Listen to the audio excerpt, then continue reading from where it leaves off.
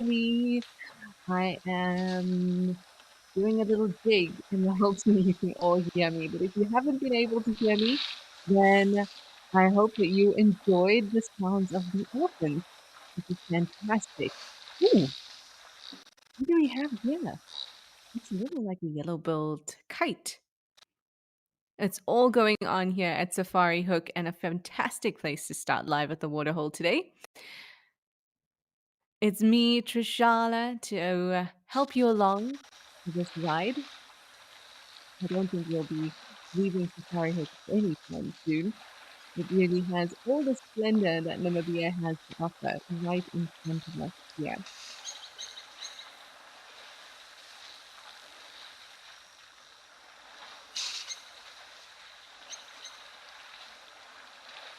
Remember that we're live and interactive, so you can send through questions and comments. You can just head over to our website and register to send questions or comments. If you want to keep up with the conversation, you can head over to Twitter or X. Remember to use that hashtag Wild Earth. And if you're on YouTube, please include @FC with your questions so the wonderful ladies in the director's chairs know that you want to talk to us.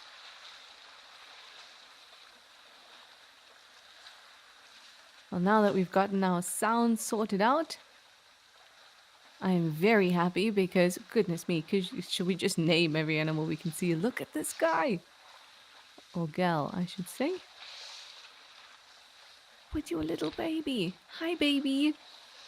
Now, if you know about me and Live at the Waterhole, it's all about adopting the pace of nature, taking it easy. It's definitely a different pace to our game drives that happen in the mornings and the afternoons.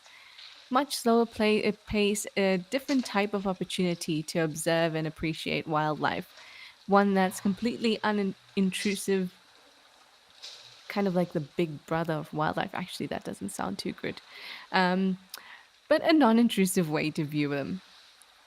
And what I like about it is that whether we like it or not, and it's not necessarily a bad thing, but being in an area with other things, whether it's animals or humans, changes the behavior. And in this way, we have this window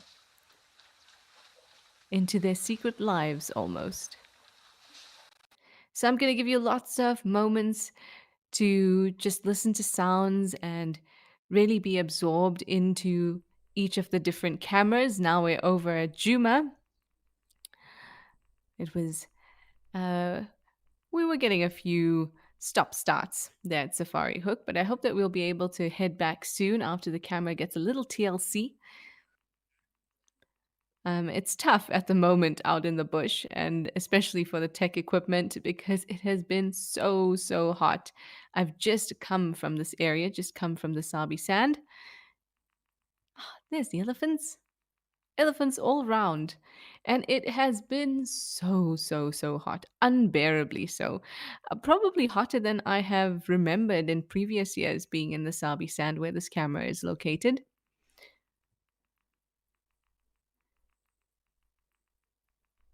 So everything is going to be trying extra hard to keep cool. Not just the tech equipment, but all the animals too. I'm actually quite thankful to be back in Johannesburg today, where it's slightly cooler, but much more tolerable. Well, it is lovely to see these two Ellies, and they definitely look like they have their jig on, trying to head towards the dam. I've got some bad news for you. You two, that dam is but a puddle. But luckily, there are other sources of water that they can make their way to. Speaking of, we are going to make our way back to another source of water. Let's head back to Safari Hook. We didn't get to count all our animals. There we go. Oh, a good old pool party. Anyway, you know who I am. You know how to ask questions and send through comments. And I really do invite you to just join me in enjoying the wildlife. And if you want to sit tight and don't really want to engage, that's okay too. I think Live at the Waterhole is very much about relaxing. like these guys. Oh, if I was in that area, I would probably love to do the exact same thing, roll around in the water.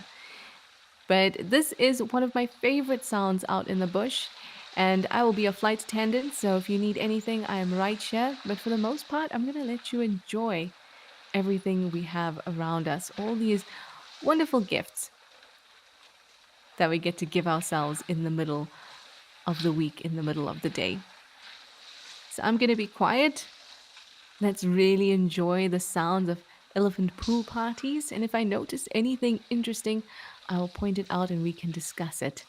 But for now, let's just absorb.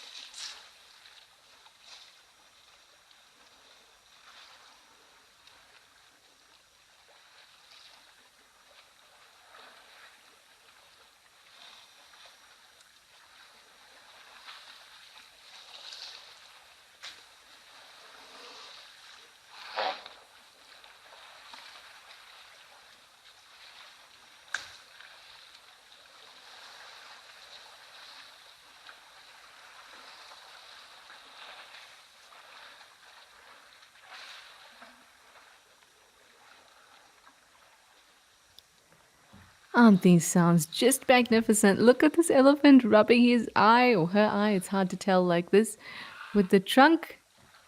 Oh, that is so sweet. I love it when I see that. Joan Mello, you say, good day, Trish and Wild Earth. You love this show? Well, we love having you on board. Was it Joan or Joanne? But take a leaf out of Joanne's book because we'd love to hear a hello from all of you.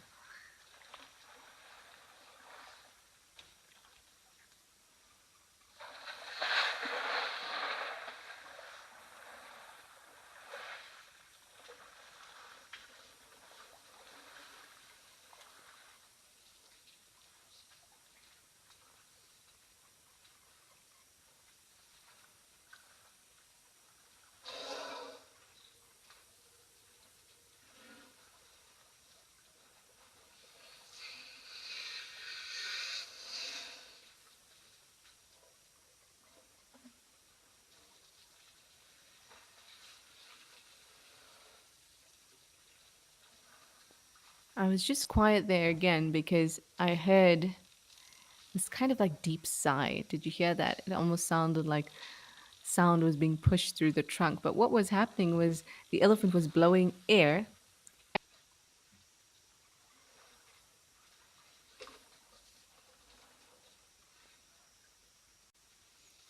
Now, what could have been happening is that elephant might have been blowing water into its pharyngeal pouch, which is in a way, I guess, I mean, its particular use has not been pinned down, and there are a couple theories.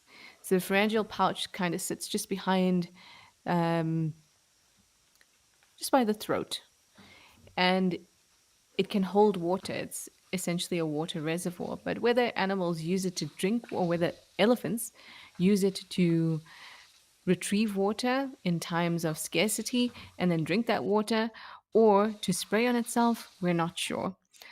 But we know that they have a pharyngeal pouch. We know that it's a water reservoir.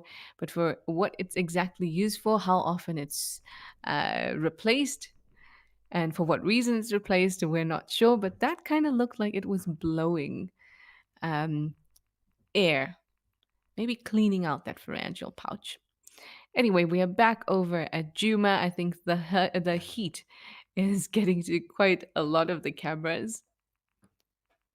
I mean, I can't even begin to tell you how hot it is. It's so hot that the mosquitoes have like multiplied 100-fold. What the relationship is there, not exactly sure, but those are the two things I most recently experienced. Bobby Blue, you were asking, or Bobby Blue 13, do giraffes go into the water? You've never seen it. I have seen it once and only up to the ankles, which kind of look like knees to me and you. But they don't, I haven't seen them swim and enjoy and play in the water in the same way that I've seen elephants do it. We're back at Juma, everyone, now. Sorry if I didn't mention it.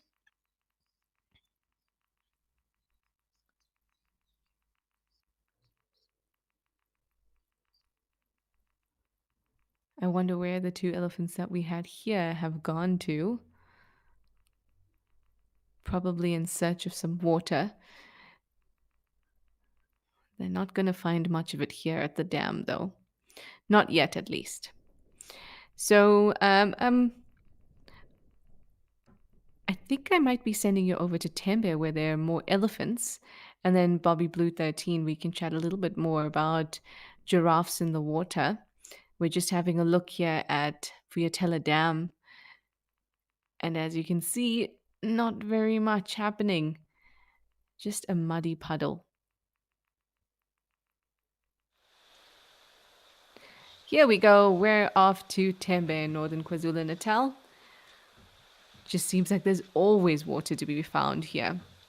So, Bobby Blue 13, giraffes don't, or I have not ever seen a giraffe more than ankle deep in water. And the only time I saw it ankle deep, I was so amazed, and it was such an awful and awkward photo, but I had to take a photo of it because that's the first time I'd ever seen a giraffe actually put its feet in, like walk into the water. And that was at Kariga Game Reserve in the Eastern Cape. But I have never seen one kind of frolicking in the water, having a pool party like we see elephants do. I'm sure that when it gets really hot, it does cross a giraffe's mind. I'm no giraffe mind reader, but if I were a giraffe, I feel like it would cross my mind. But there are a couple other issues that I'd have if I were a giraffe compared to what elephants have. Elephants have the safety of the herd. So if there's a number of elephants together, like we saw at Safari Hook, and they get into the water, they have other herd members around them that are going to keep them safe by way of warning and helping, especially if they're little ones that need to get out quickly. A giraffe doesn't have that, and a giraffe is already quite awkward.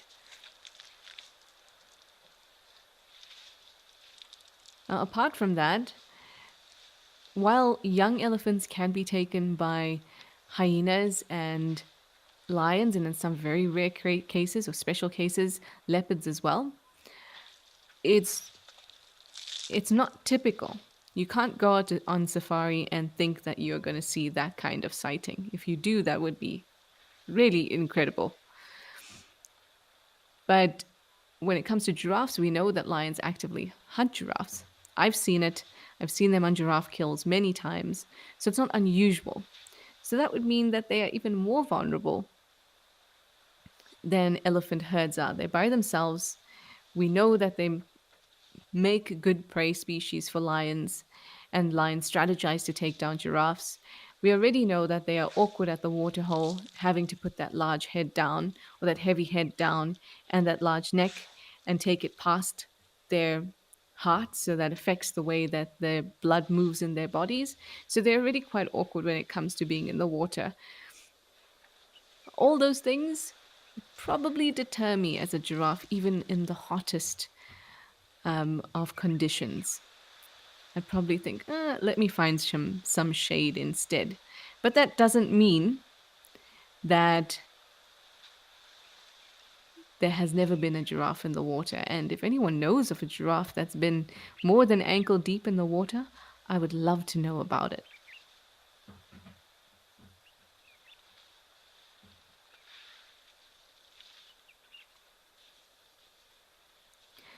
This tree here is a very popular tree for scratching, as you can see.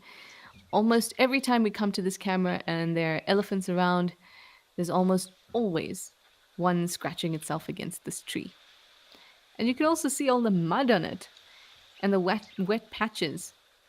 Now, if you think about the height of those wet patches, there's no other culprit but elephants. Also, imagine how it must feel to lean that gigantic body against something.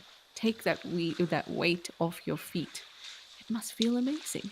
Oh, someone's having a good old mud bath in front of us. Can you see that mud being kicked up? Oh, I love this sound. And it looks like the elephant that's throwing mud in itself might be enticing that other bull behind it. Come out, you need some more mud.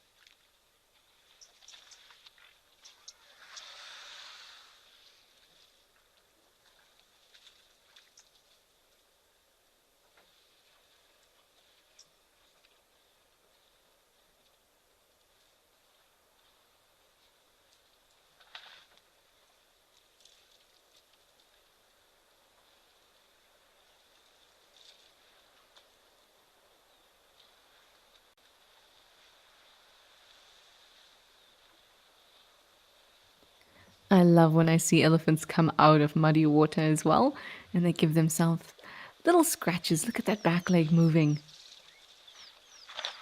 Oh, sorry, Impala. Wrong place, wrong time. Lots of animals get get the elephant's mood of the day. Oftentimes, those are Egyptian geese, and occasionally lapwings as well.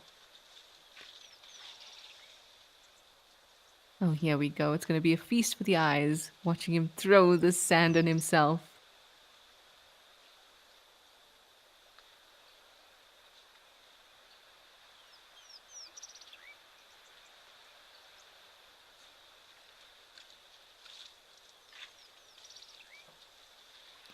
There is just so much happening today on the cameras.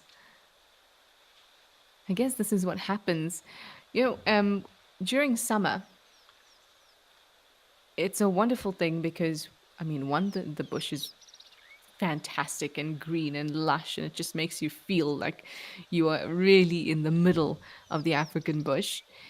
But for the animals, in this heat, they are going to go to waterholes, which is why these cameras are so perfectly positioned.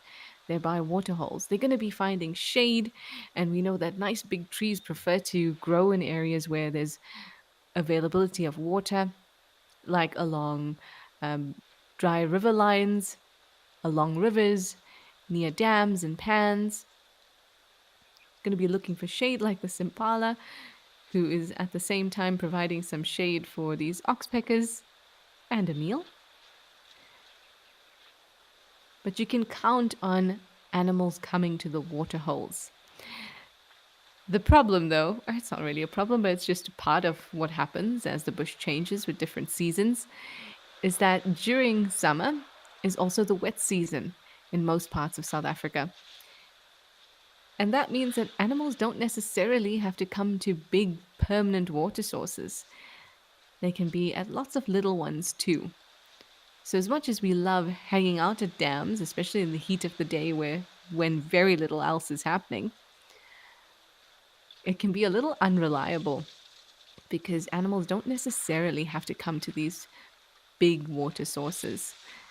Lots of smaller pans fill up. Like if you have a look at these holes, we used to call them elephant holes because the elephants used to dig them. All those, imagine them across the reserves. They will start to get filled up with water. But holes like that are just not big enough for elephants. But there are some that are, which is why in the winter, these permanent water sources, which is where our cameras are positioned, are really magnificent because there might be only one water source that is available through the winter, and our cameras are there to catch it.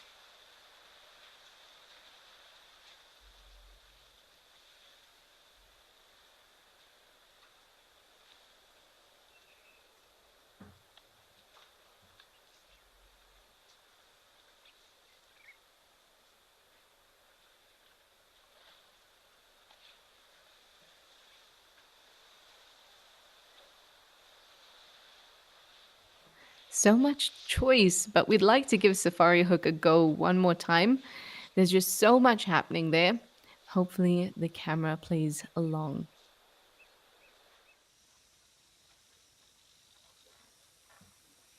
Here we go. It's so awkward when you just have a face full of giraffe legs, which I think is fantastic. We had a nice black stork there. Um, Actually, can't remember if the bull was red. I think the bull was red. If not, it could have been an abdom stork, which are in this area. Perhaps it was. Okay, this guy. We'll have a look at that stork again in a moment. Um, when I first saw it, I thought it might be a yellow-billed kite. But now that I'm looking, I'm not seeing that grayish kind of hue on the head. And if you could see the end of the beak also was quite black. And unfortunately, I can't really get a good understanding of how big it is. Because my first feeling was tawny, but I mean, tawny is not exactly a small bird. Ah, not a tawny. Can you see the legs? No feathers on the legs.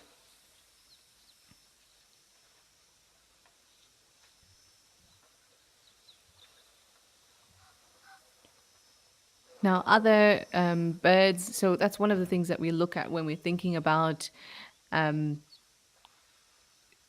trying to figure out which raptor or bird of prey that we have. So, true eagles will have feathers down their legs, and other eagles, like for example, a brown snake eagle, won't have feathers down the legs. And that really makes sense for a brown snake eagle because we know that they do take snakes quite a bit. And what you wouldn't want is any type of or too much vascularization there, because if a snake does bite you, then you basically, that venom has a one-way trip straight into your body. And the base of feathers and the veins of feathers do have some vascularization. So the less, the better, if you're dealing with snakes, that is.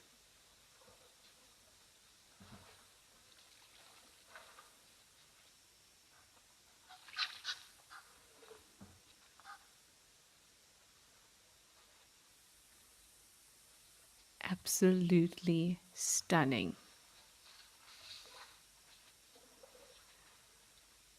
I'm really glad to see that there's a nice breeze in the air that's lifting those feathers.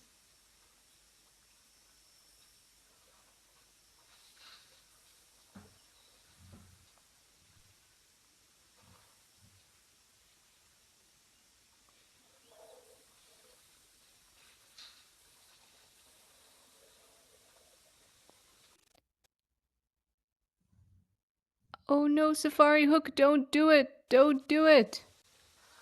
Yes. Okay, here we can have a good look at our stalk again.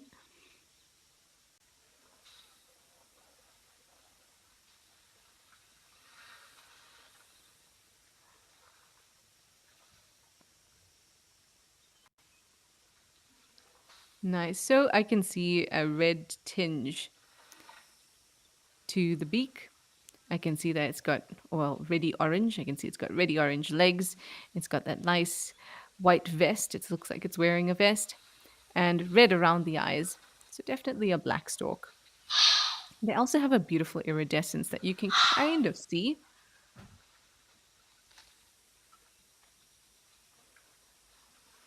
I can tell you that I've definitely seen more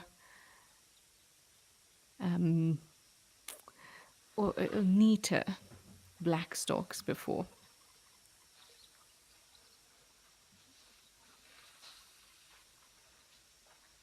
This one looks like maybe the heat is getting to it.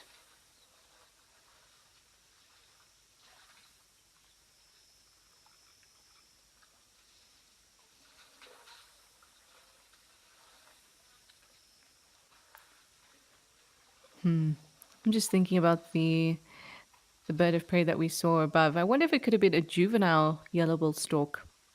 Gosh, a juvenile yellow-billed kite.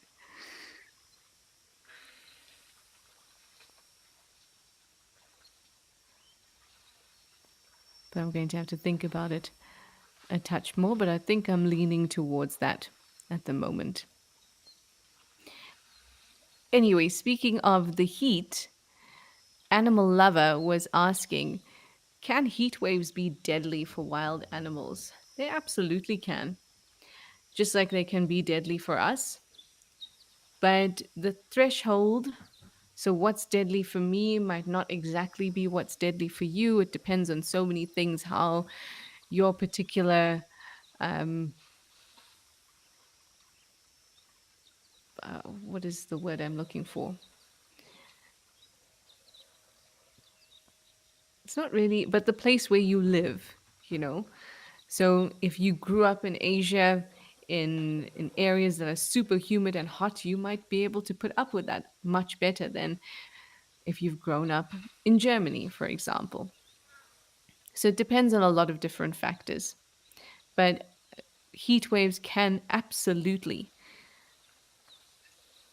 affect animals and be deadly. So when your body starts to overheat, lots of different things kind of go out of whack. And the same thing and the same applies for when you are too cold. Because your body is really functioning, and we're talking about mammals here. Well, your body is functioning at an optimum that it's kind of crazy that it's able to keep those perfect parameters in your body, whether it is the amount of salts versus the amount of water versus or as well as temperature. All those things are really, really, really difficult if you think about it to keep perfect, but your body knows exactly how. And there are buffers. So, when you think about, I mean, if you go to health food shops and stuff like that, you might see uh, alkalizers. Your body can't alkalize. You can't alkalize your body. The acidity of your body is maintained at a very specific amount, and you can't change that. In fact, if you do change it, it will change too many things in your body, and no food is going to affect that. It would be a medical crisis if your body was suddenly acidic. Oh, we got a lovely data here. Looks like you're singing to us. And you too, Egyptian goose, except you don't look like you're singing to us.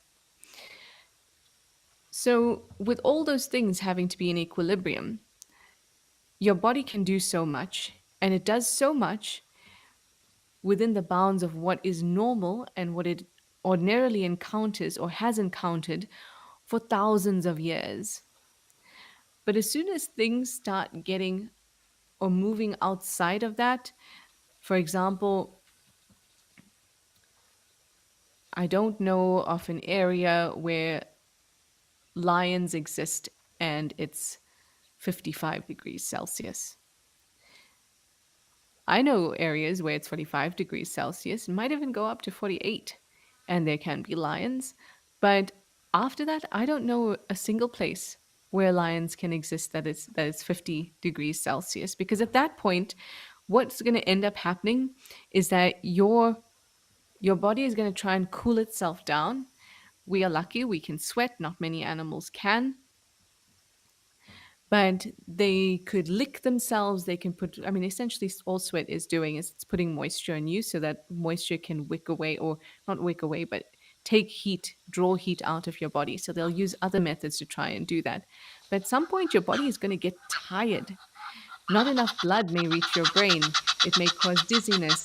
So there's a lot that can go wrong that could then lead to death. So, absolutely, heat waves are a problem. But what we're experiencing right now is a wave of heat, but not unusual.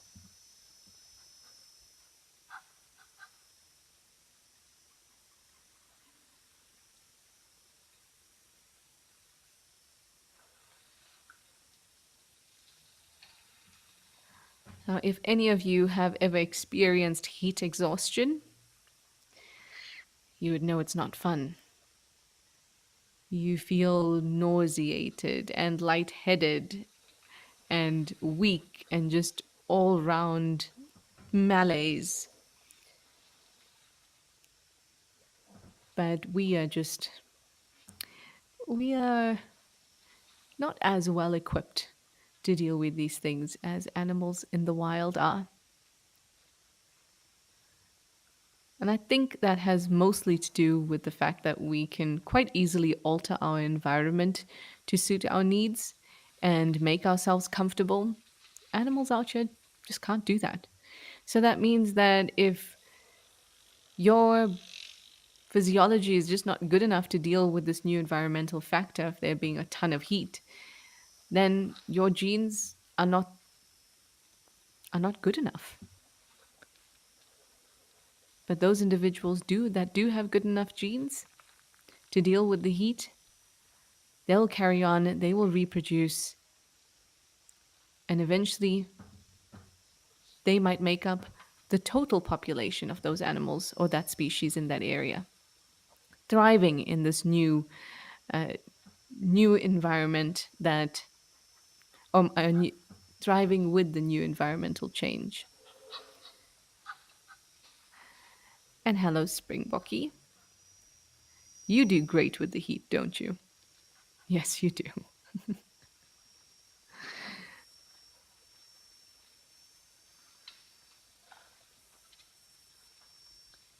You can do it, giraffe.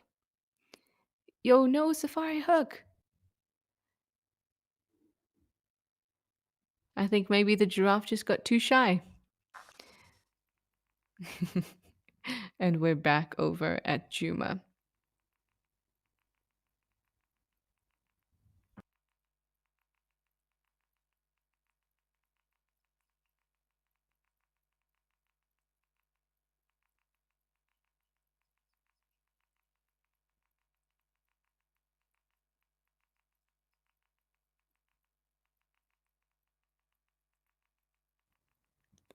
We are going to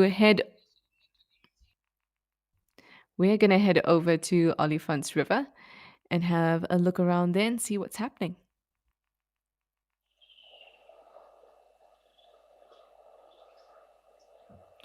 Oh, nice! It does sound like maybe some water's gotten into the speaker, though.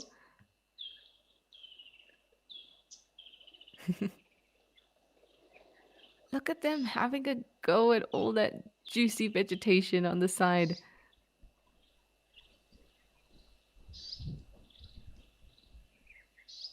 I wonder if there's actually something close to the microphone here on the camera.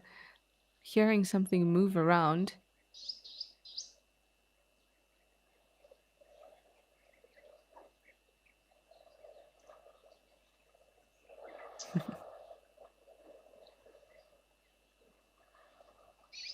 Oh, this is lovely. This looks like paradise. Lots of shade, lots of juicy green growth, and some water. Let's take a breather here.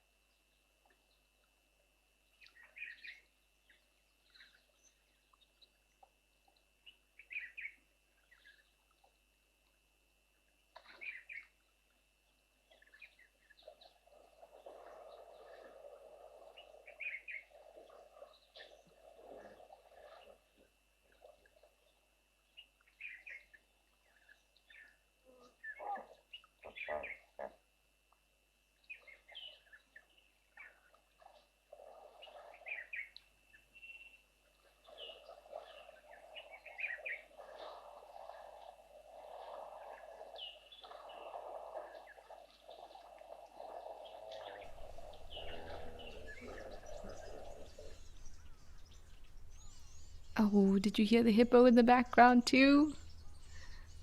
That was lovely. There's two buddies. They looked so buddy buddy when they were walking together. Oh, we have more elephants. Oh, nice. Bach, you had an interesting question. You'd like to know, do any game reserves, or do I know of any game reserves that only have elephant bulls to limit the population? I don't know of any reserves like that. They would have to be smaller, closed reserves, but I doubt they would do that because an elephant bull is essentially spending its life displaying and showing that it's dominant in order to have better success with females. So without having females around, I think it's going to be a really tough life for an elephant bull. So I don't know of any reserves like that. I mean, there may be, one or two obscure smaller ones that happen to have an elephant bull and he never went away and he's old, something like that. But I can't imagine that would be a very fulfilling life for an elephant bull. And it's not an effective way to limit population because the females need to be somewhere too. And if you're going to separate males and females, then their whole social structure, what do you do, kind of falls apart. What do you do with male calves that then grow up and need to bond with older males and move out of their natal herd? It becomes very, very, very complex. I know of reserves that have very small elephant populations, just a handful, maybe just, 6 to 10 elephants. But they are mixed.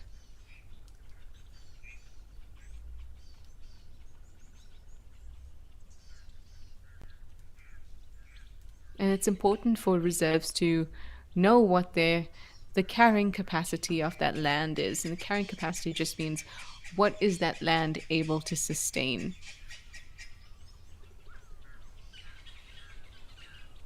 Because if you have too many elephants in one area, then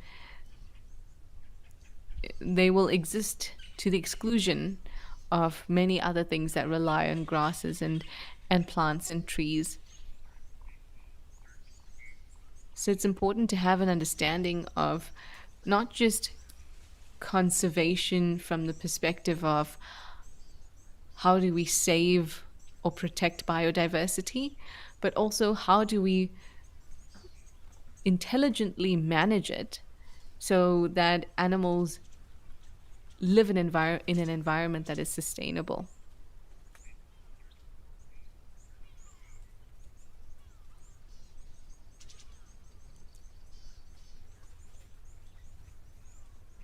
Lady Macbeth, you're just commenting saying that you hope that Namibia.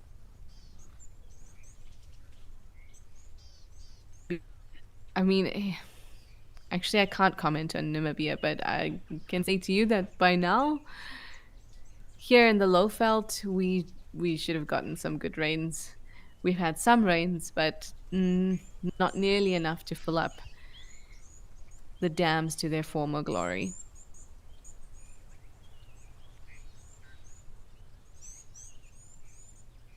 And Catherine, you say hello, everyone. Beautiful view of the Ellies. Absolutely, Mindy. Mindy Telepal is saying that nature is tough and that you can't just tinker with one thing without disturbing a whole range of other things. Absolutely. And there's always space for trial and error for the betterment of the environment. But very rarely does that work out because, like you said, Mindy, there's just this knock-on effect and some things that we aren't able even to predict in order to try and mitigate those effects. So wide open reserves that lead from one protected area into another protected area, like we have with the whole greater Kruger area, that for me is ideal. It means that animals have a huge amount of space that they can roam. So if they have rangelands, or sorry, home ranges, and territories, everyone can fit in there. They can move, they can be fluid. You can get dispersal, and it doesn't have to be micromanaged like it has to in many of the smaller reserves. And that's not by any fault of the reserves. If you have a small area, you can't have a ton going on because you will very quickly upset that natural balance and maybe not even know how you did it or at which point it snapped.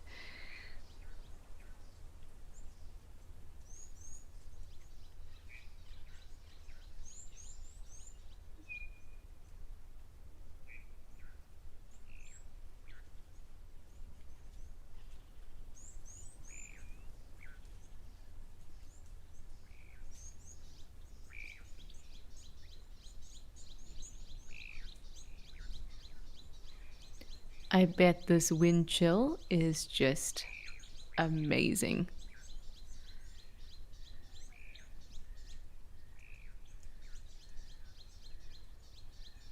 This looks like, two buddies that felt a little peckish and realized that there's this completely wild field of berries that they can go and pick and eat to their heart's content and play around and splash around while they're at it. But in the case of elephants, a nice patch of wild berries that you are sure are safe to eat come in the form of juicy grasses at this time of the year. Grasses will be making up the majority of their diet, and they're going to leave the leaves and the bark and all of that sorts of things for the winter.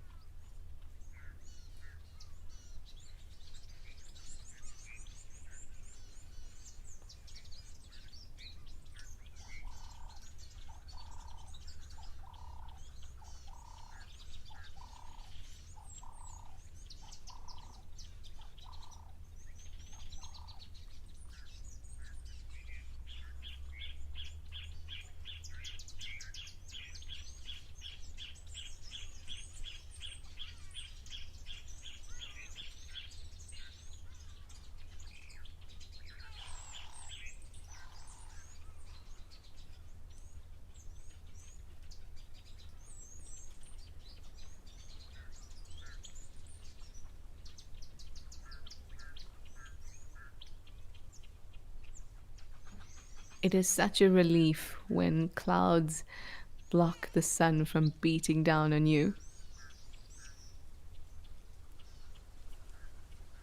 I'm feeling a lot of the relief for these elephants now. If they could just flop down into the water, though, I think that it would be great for everybody involved, including us.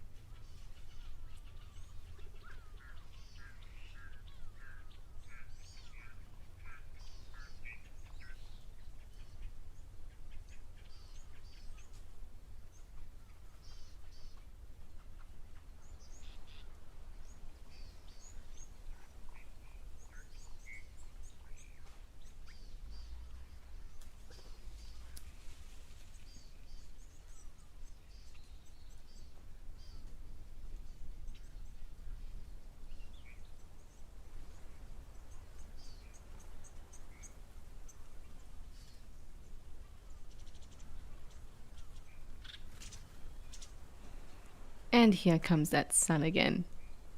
So I was talking to you earlier about animals and heat and dealing with heat and how they're much better at it despite not being able to sweat like we can, or at least the majority of them.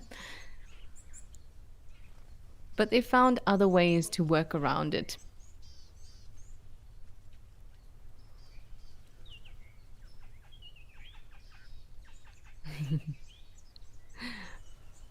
With elephants, there's obviously the flapping of the ears and increasing the surface area by having these very nice thin bits hanging off the ear, and even the ear itself being nice and thin.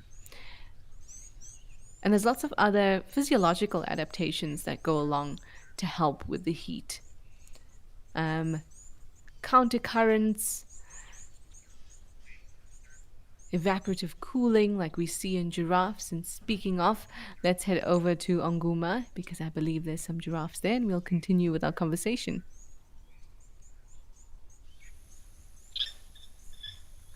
Ah, there we go. Don't you guys look lovely? So nice big nostrils, definitely helpful for cooling down.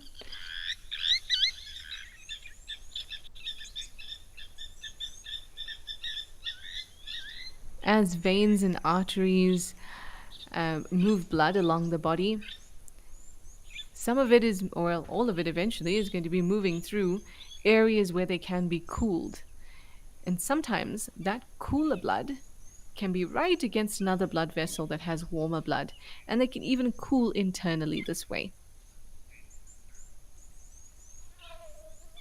And big nostrils are really helpful for that, like we see with giraffes.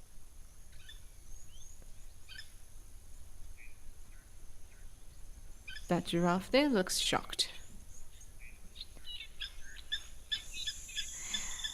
Another way to keep cool, well, one of the problems with heat in general is that if you do sweat to try and keep cool, then you are excessively losing moisture, which means that you can easily get dehydrated. That becomes a problem for your kidneys and things like that. But there's some animals, for example, another one that we saw earlier at Safari Hook in Namibia, and now hopefully we'll see one here as well, is a springbok. And springboks are really good in the heat. And that's because, not really because of sweating or big nostrils or anything like that, but because of their kidney function. They're able to retain a lot of moisture, which is great for when there's a ton of heat.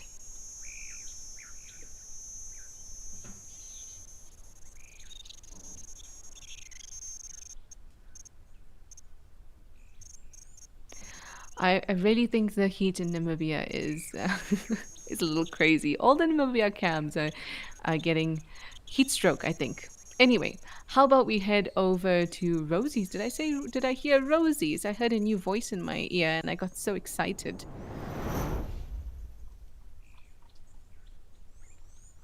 Ah, Cat Eye Pan.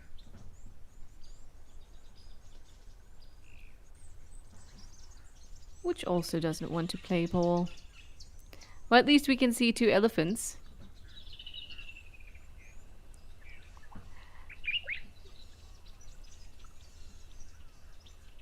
And that's not the same two elephants. We're back here at Oliphant's River watching these two have a feast.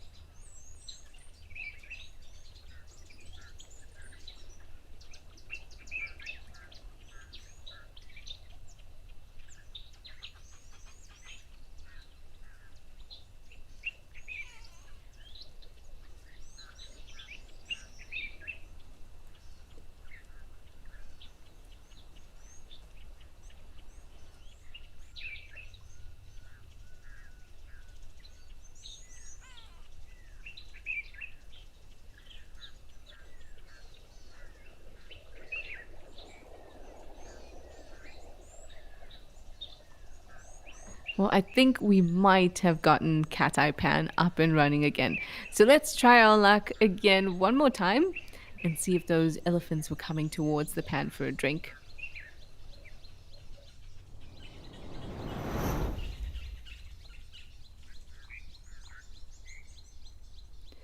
Oh, yes, we're in luck. Oh, hello, little Impala. Yeah, you go on and have a drink too. But we are definitely in luck. Hopefully, we can just lift up the sound on this camera so we can hear clearly as they drink.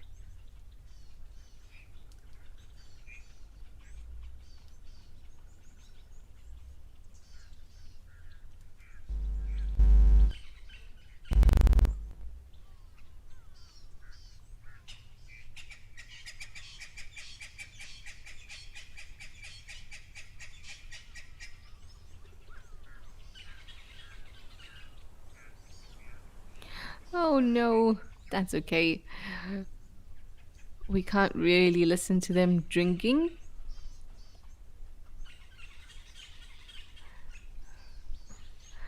I was just about to say that Morgan is in the director's seat today, and just as the thought came into my head, it was as if she could. There was some telepathy kind of going on between us because I just thought I could make those sounds for you, but then you would all turn off, and I wouldn't blame you.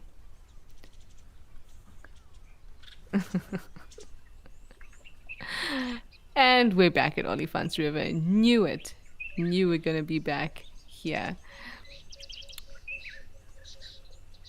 Oh, do these two not look like two stalky peas in a pod? Two peas in a stalk pod. Aw. I suppose yes. Morgan suggested in another life. That's me and her. Well, those looked like some yellow-billed storks. Although we'd have to get a better look. It also looked like their bottom half was all muddy, which threw me off at first.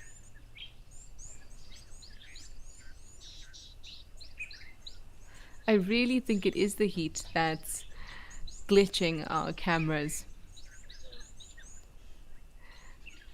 Some things are, we think about cameras and other tech that we use. For example, if you go on Safari, you take your camera out on Safari, right? And it does fine.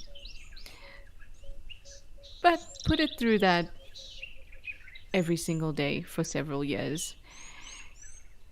Come rain, shine, heat waves, frost, whatever it is, our equipment has to put up with a lot. And I must say, it does really well. After all, it gives us the opportunity to enjoy African wildlife from afar.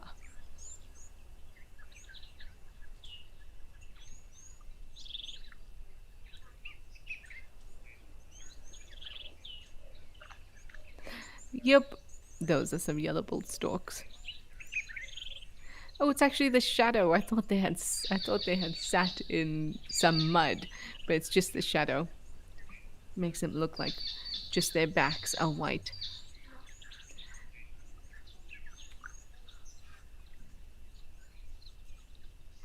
Now, sitting duck 01, your comment came through earlier when we were at Safari Hook, but I didn't manage to get to it when we were, moving from one camp to the other, and I just can't let it go because I thought it was an awesome comment. So I'm gonna give it now, considering that we're still looking at stalks, but not the disheveled one we had earlier at Safari Hook. Nonetheless, Sitting Duck said that stalk looks like he's had a long day. He certainly does look like he's had a long day, that one. I wonder what he's up to now.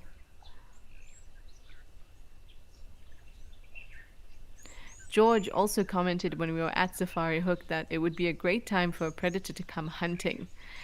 It may look that way, but there are a couple issues.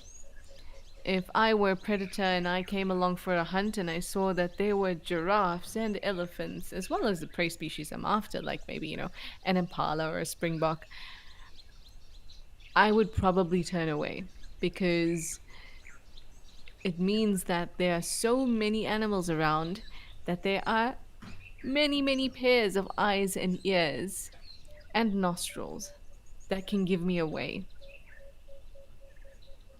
But I suppose my odds are better. If I'm a coursing predator, I would give it a go. Just run through there and see what happens. Hyenas do that very often.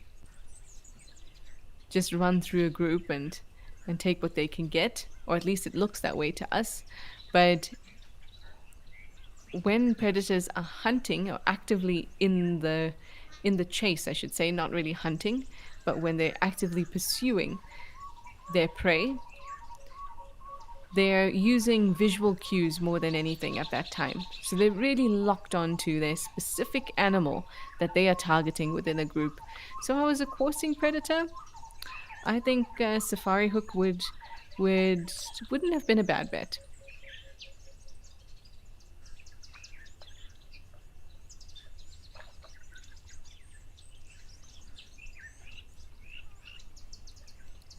This guy's just going along the edges and collecting all the good stuff. He almost looked around there like, why isn't anyone coming to stop me? No one's here to harass me. I don't have to share with anyone.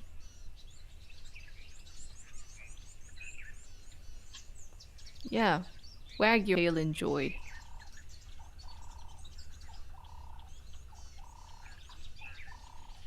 It truly feels so peaceful here at Olifants.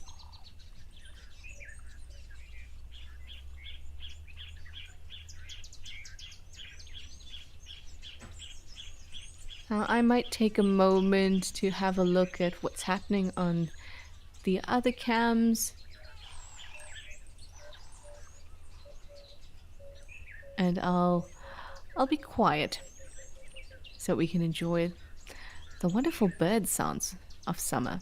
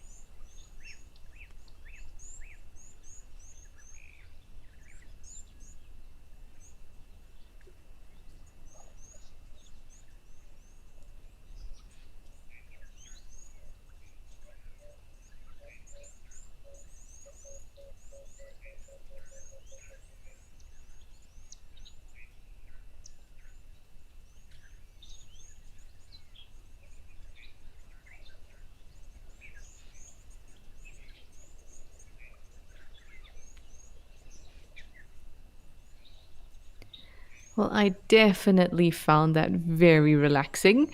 And I also found something cool on one of the other cams. So, how about we head over to GNU Pan in Mabula?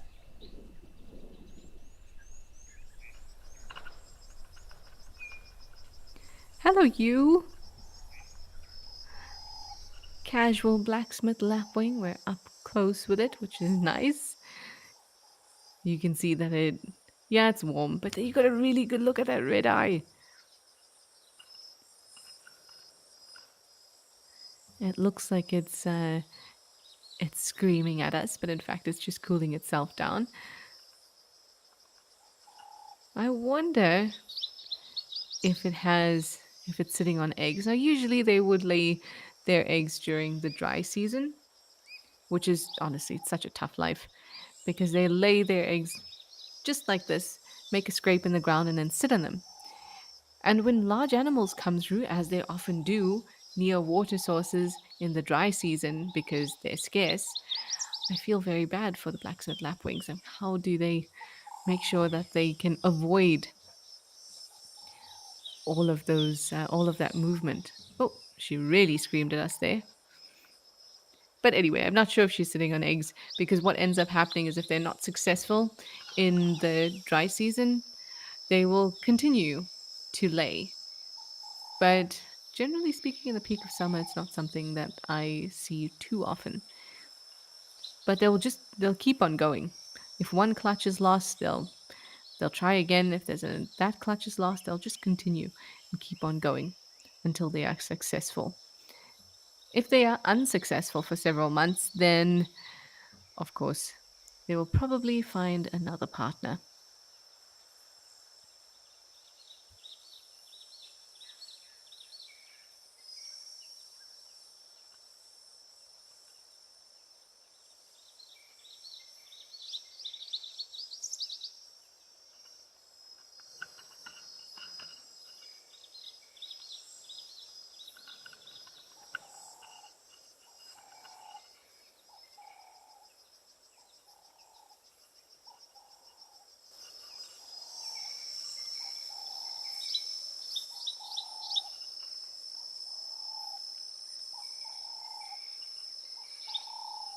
There we go. Now we can really hear the sounds of summer. Can you hear that?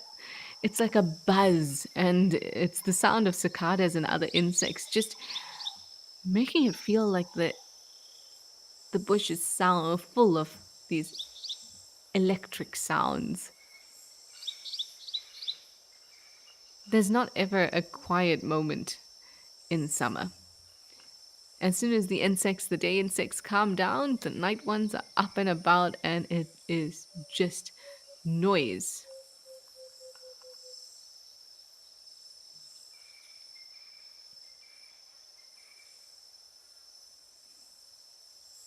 It is quite nice to have such a close up view of a blacksmith lapwing.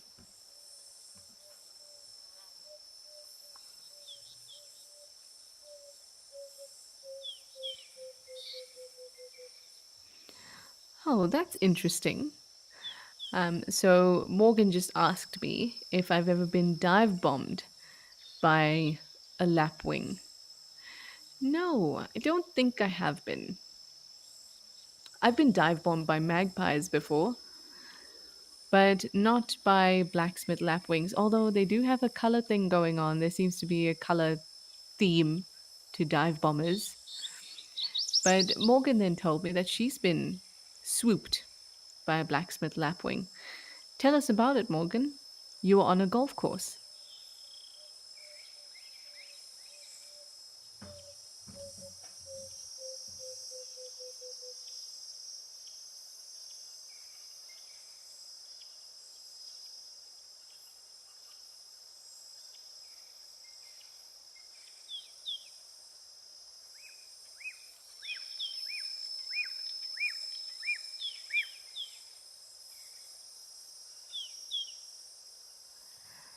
Harrowing story from Morgan's own lips. She was on a golf course, unintentionally got close to some lapwing eggs. And this is what I mean. The eggs are exposed. Sometimes you really have no idea that they're around. Can you imagine being a big buffalo or elephant and you're just storming through to the water? It would take nothing for those eggs to be smashed. But luckily, Morgan was no buffalo or elephant, and she realized what was happening and she got away. She got to a place of safety under some trees. Well done, Morgan. Birds can be very, very interesting like this, and I love how they're able to protect their clutch even at such an early stage. Now, like I said, I don't know if this bird actually has eggs or not. Like I explained, most of the time I see it during the dry season when they lay their clutch. But just thinking about eggs and protection and the amount of protection that birds afford their young, even when they are tiny, tiny, tiny little embryos inside the eggs, it's amazing. I think I've spoken to you before, maybe, about communication between chicks while they are in the egg. It seems that they can communicate through sound, but mostly vibration, and that they can actually learn their parents' song through their eggs as little non hatched things. I'm sure there's a name for that that's just escaping me. I can't remember which particular species of cuckoo, no, not of cuckoo, of one of the cuckoo hosts that I was reading about recently actually give their their chicks when they're in the egg, they teach them kind of like a password. And when they want to be fed, and they teach them this word, which is essentially just a call or a sound, when they learn it as very young developments in their eggs. And so when a cuckoo comes and places her egg into the nest, that cuckoo chick doesn't know that passcode. And the host species appears to ask the chicks for the passcode before they can be fed. And it's interesting because it's quite a new development and something I haven't come across before.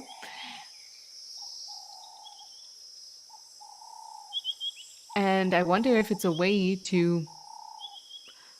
that we're seeing host species evolve to better detect parasites. But anyway, I'll be quiet now because clearly all the birds and the cicadas would prefer to talk over me, which I'm totally fine about because for live at the waterhole, nature takes front and center.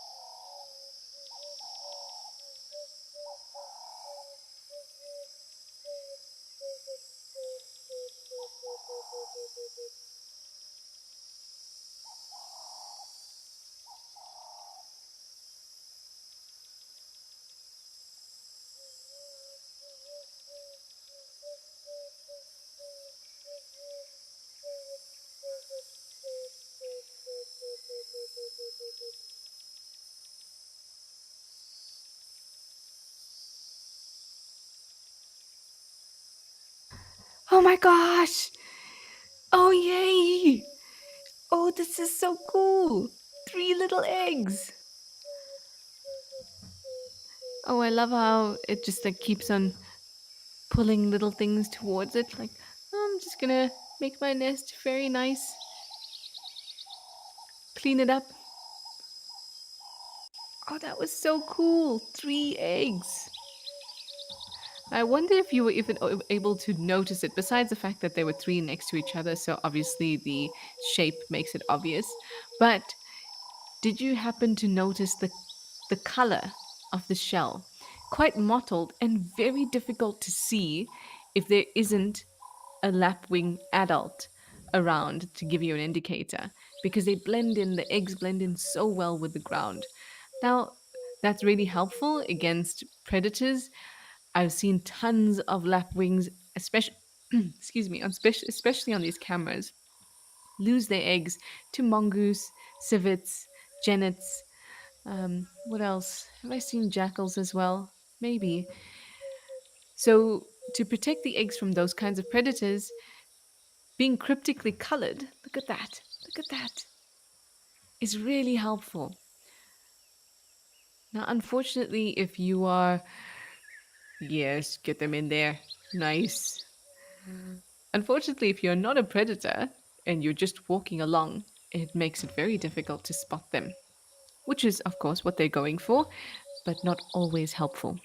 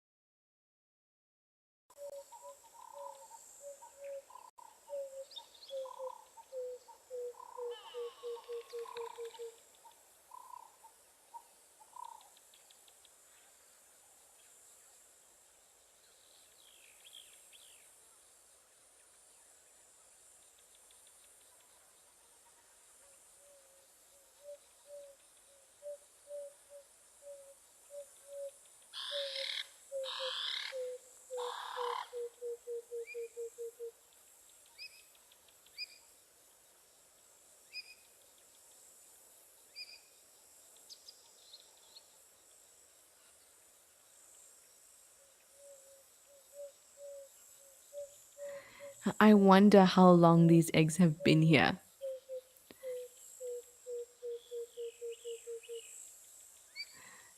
They usually need to be incubated for about a month. And like I said, the majority of, uh, at least according to those monitored nests and laying dates and things like that, the majority happens kind of like pretty much in the dry season, or towards the end of the dry season. So autumn time, going into spring. Like I said, during the summer or the wet season, I haven't seen too many nests, but here you go. In the middle of summer,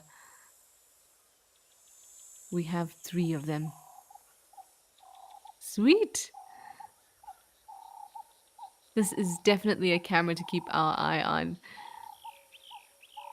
We might see little kind of cotton balls with toothpicks very soon. That's what the chicks look like. They're adorable.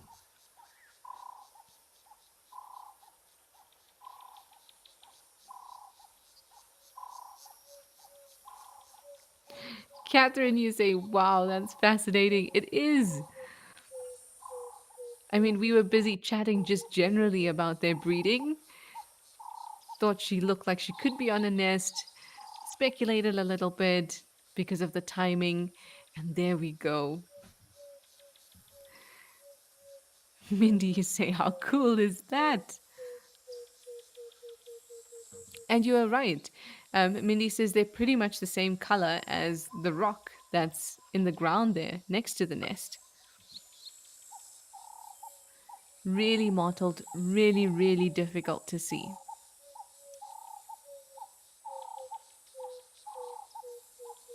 Mindy, you're also pondering with me and you're thinking to yourself, you've always wondered how brood parasitism evolved in the first place. That is an excellent question. Yet again, Mindy, you have provided me with some homework, which I love. But I don't know how it evolved in the first place. Now, just to be clear, for the viewers that don't know, this is not an example of parasitism. It's just that we were talking about it earlier, and that's what Mindy's referring to. But that is an excellent question. And how this evolutionary arm, well, I suppose every time there's a change, every time something wants something and has to defend, and something else has to defend itself, it creates an arms race. So they're constantly one upping each other. Well, they have to, otherwise, it could spell the end of their species. So we know that in as a form of defense against parasitism, you could evolve to have, or populations could evolve to have differently colored eggs. But then that would mean that the host could evolve to have different color eggs. But then that would mean that the parasite or the parasitic bird would have to compete with that as well. And goes on and on. And now we have this password thing, or this code kind of language that the chicks need to give in order to be fed. Could that be the next step? But how does one, in the first place, realize that I could dump my egg in another nest and it works? And then that becoming your life history for that species. Because remember that evolution doesn't work on an individual, it works on a population. So something's going to persist through that population. So how did they all at some point learn they could just toss their egg into another bird's nest and it would work for them? I don't know. But that is really, really, really an interesting thought. And now she's left the nest so that we can see her three bundles of joy in all their glory.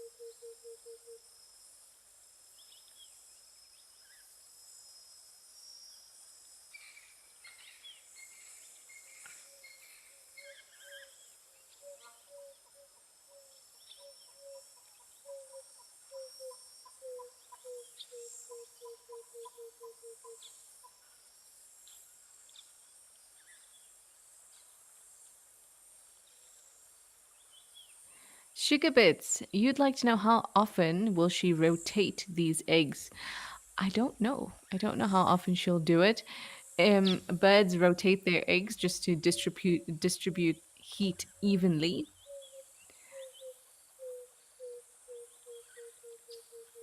but I'm not sure how often she would rotate these eggs. And it's not just her. Her and her mate will both incubate the eggs. In fact, I don't know if we're looking at the male or the female right now.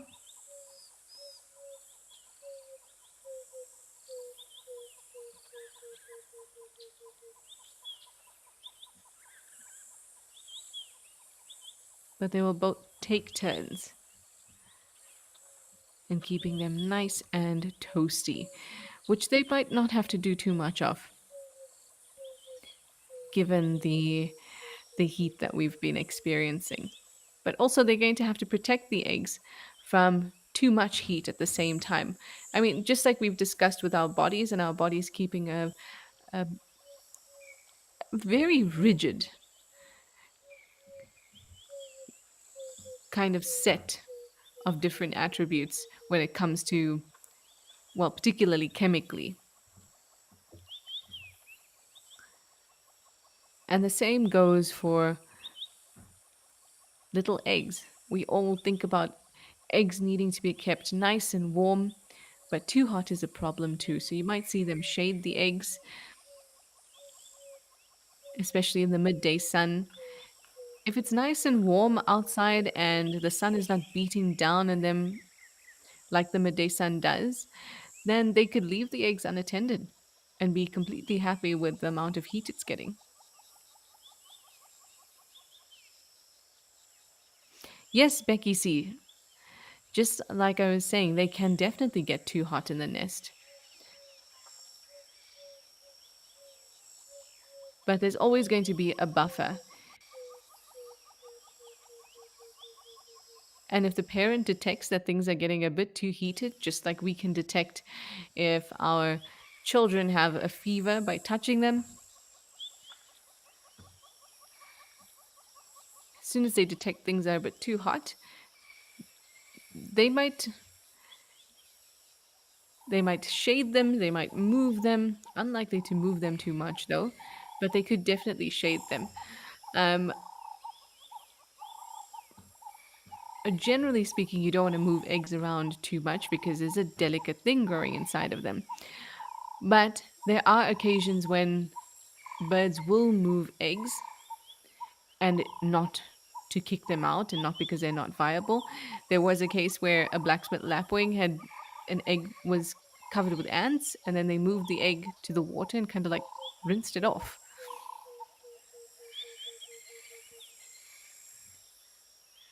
I wonder if it was here at Mabula. I can't remember now.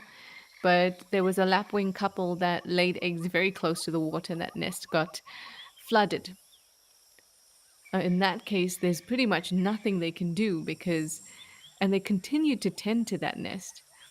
But it was the eggs were sitting half sitting in water, which would have been cold. And it's difficult to heat up water with your body temperature. Oh, yeah, it's almost undoable. You'd have to have many of you sitting in there. So that was a bit sad. But nonetheless, I bet they pulled up their socks and they tried again as soon as they were convinced that that clutch was no longer viable.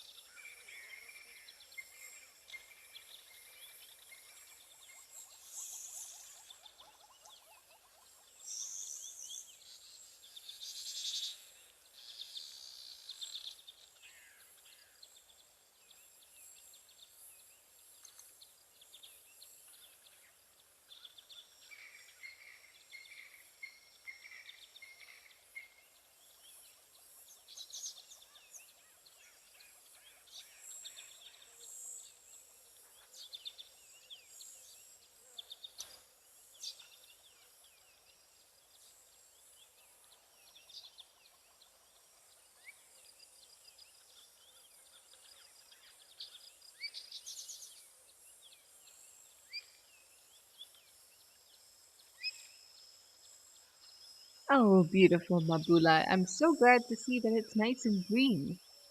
The last time I was here, it was pretty dry. We seem to have a spoonbill, African spoonbill, moving around here. This pan is called Blue Pan.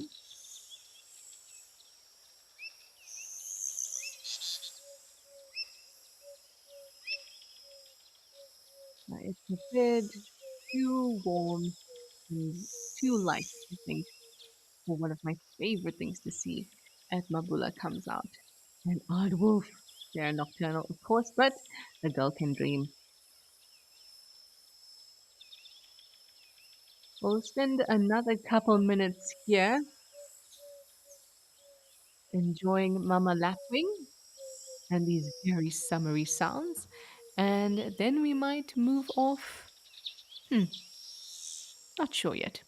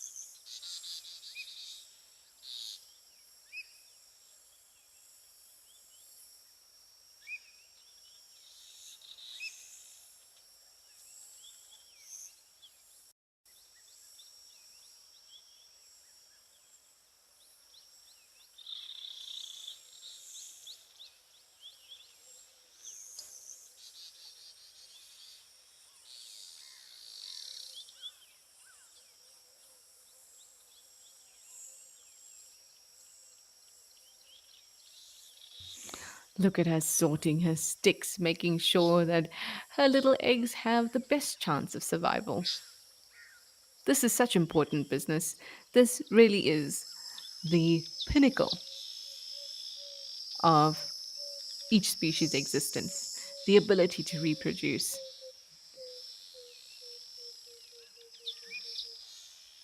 So she's going to take mighty good care of making sure that all this investment pays off and she can have three little chicks in tow in no time.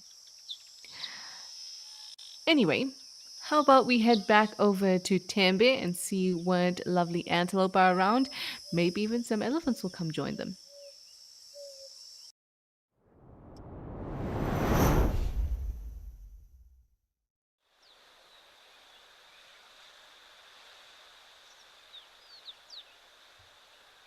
Also, so much noise, but this is coming from the wind, which is also glorious because everything is so thick that even the slightest breeze causes the sounds of the vegetation to move through the bush.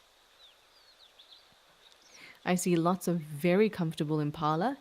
Almost all of them have their heads down, which is a great sign. One impala ram at the back there, you can see his horns, so prominent.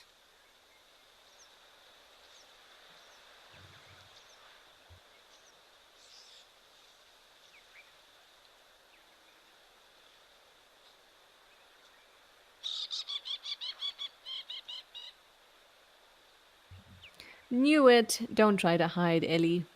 We see you. Go on.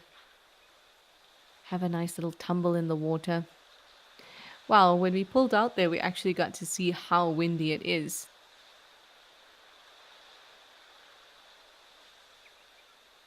which makes me even more surprised at how many of these impalas have their heads down and seem pretty relaxed.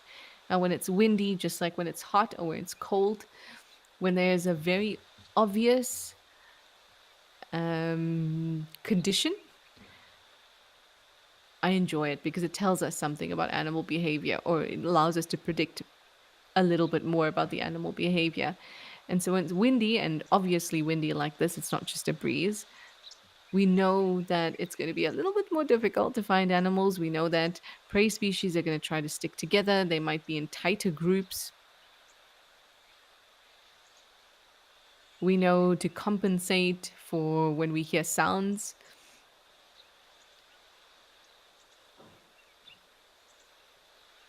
And we know that predators can use the wind in their to their advantage. And sometimes when they're not trying to hunt, it might give them away. So I love it when there is a very distinct condition for that day, whether it's pouring rain or very cold or very hot or very windy. It's as if we get a briefing for what the day has in store in terms of animal behavior.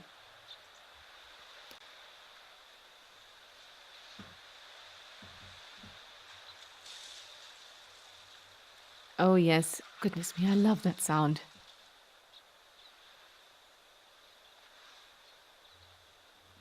There's always, almost always, a nyala or two or three or four or five hanging about right on time. That nyala is going to come through that bush and show up on the left. Here's the male. Looks like a male. Yep. And then the female was walking just a little bit closer to us. It's quite funny when we can hear the elephant splashing around, but we're looking at the nyala. I'm sure he will come out from this area and then we can head back to that elephant where it's a little clearer. Another thing that presents a problem when it's really hot is this heat haze. And that's because hot air rises. So, what ends up happening if you're going really, if you zoom in really close to something, then it can distort the image just by the air that's moving. It's something we come across when you're trying to film or take photos, well, particularly when you're trying to film outdoors. when it's hot like this, but I also love it. It gives a really nice effect, particularly in very um, flat, dry areas with little cover. It gives a magnificent effect, but can be problematic if that's not what you're after. And out went, or in to that bush, on the other side of that bush went that Nyala female. And now we can spend some time with these two elephants that are splashing about.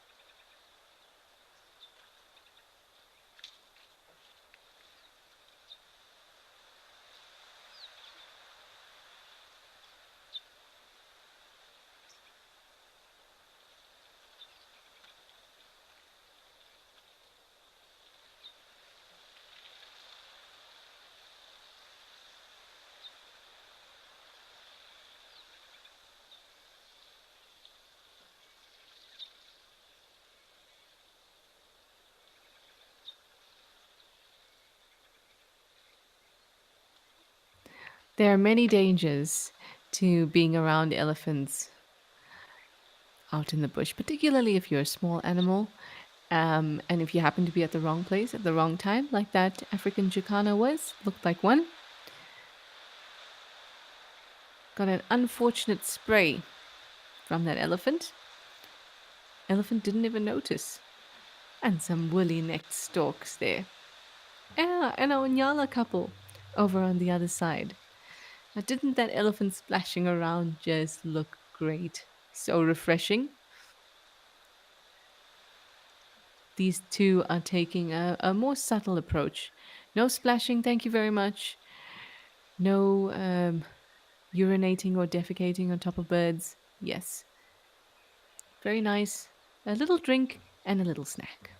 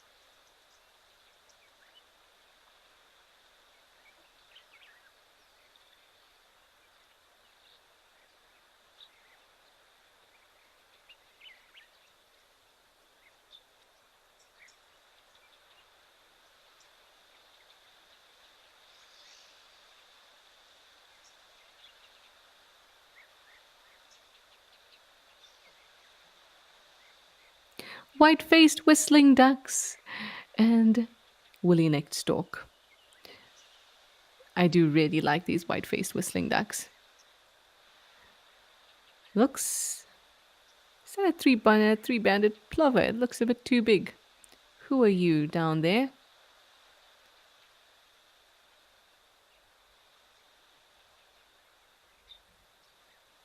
It looks like a three-banded plover. Maybe he's just closer to the camera than the other three, giving us the illusion of bigness. Anyway, these white-faced whistling ducks, I was saying that I really, really like them. They make a really cute call, which of course I will not do for you. But I especially like their white faces. It looks like it's been painted on. And that chestnut neck and down to the breast area also looks like it's painted on. And you are also gorgeous too, woolly necked stork. And your neck is indeed woolly.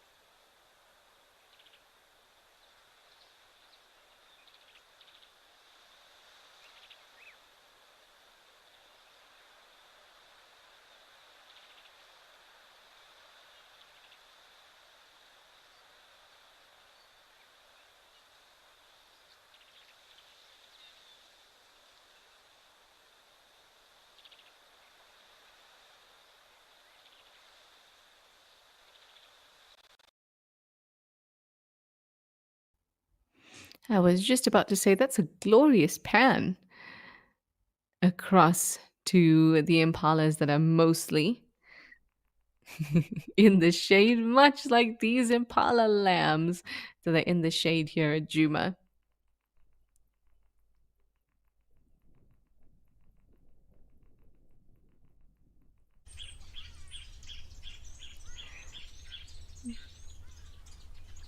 There we go. We can hear the wonderful sounds of Juma.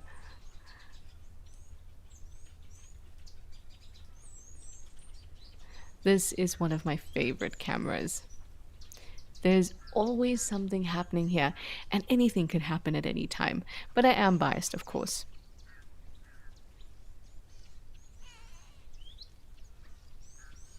Because this feels like my bush home. Oh my goodness, it's pretty windy, which I'm sure will be welcomed by everyone that's there at the moment. All the crew. Oh, look, there's a woodland kingfisher in the tree. Hello, you.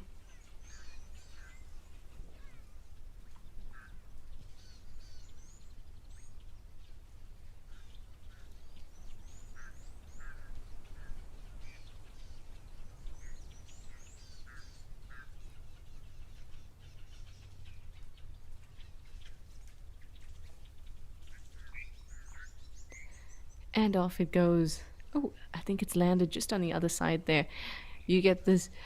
I mean, it's so hard to miss them. One, because of their distinctive call, and two, there we go, because of that amazing halcyon blue. It's such an electric blue. I love it.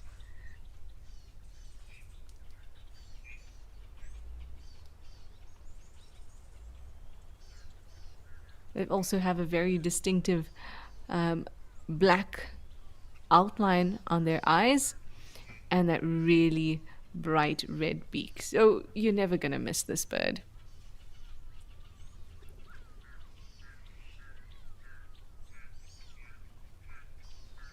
And they're not shy either. So they're going to let you know where they are,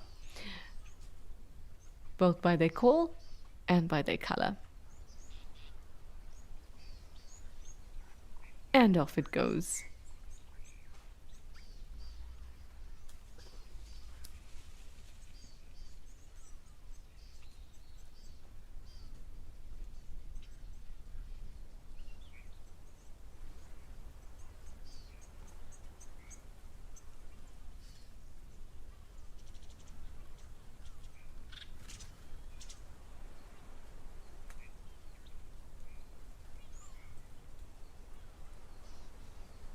There's some beautiful patches of shade all around this area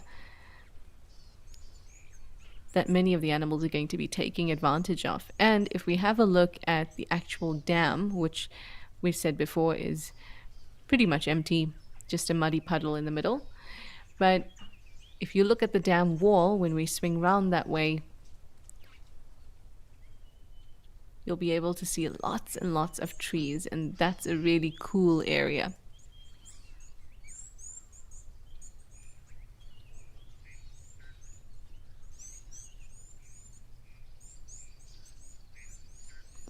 Spaces where there's well-established trees with lots of foliage are often cooler.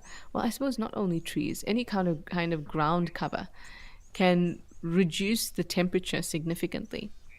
So you'll find that animals will move towards areas where there's one, shade, and two, where there's a lot of leafy foliage. So not necessarily grass. So yes, a layer of grass does reduce or ground cover does reduce the temperature.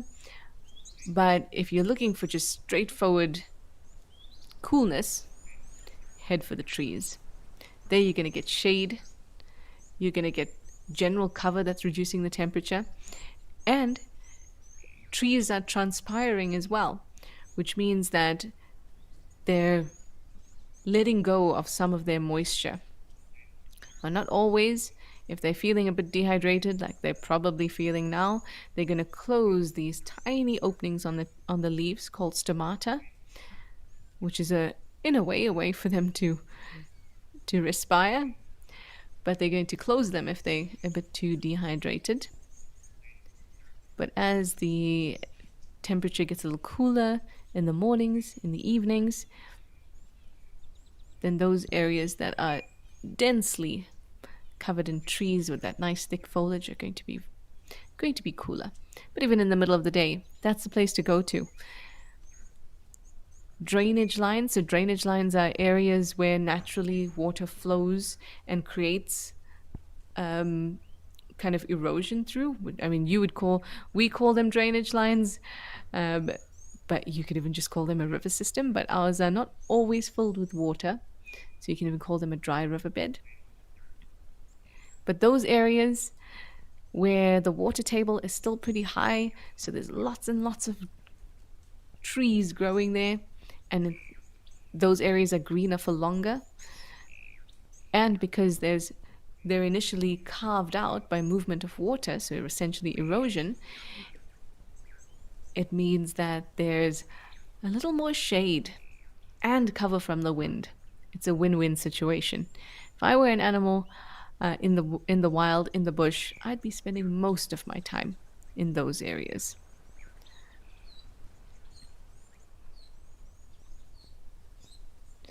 A couple starlings, a hardy-da, impalas, all getting along. There were some oxpeckers there too. All getting along swimmingly around this patch of water. Oh, I can only imagine how they must feel. Because I know for a fact it is pretty warm up there. Well, I'm sure you will hear all about it when the team head out for the sunset safari a little later on. And it's time for me to say goodbye. Thank you all for joining me. It was a pleasure to move across all the different cameras with you, and I'll see you soon.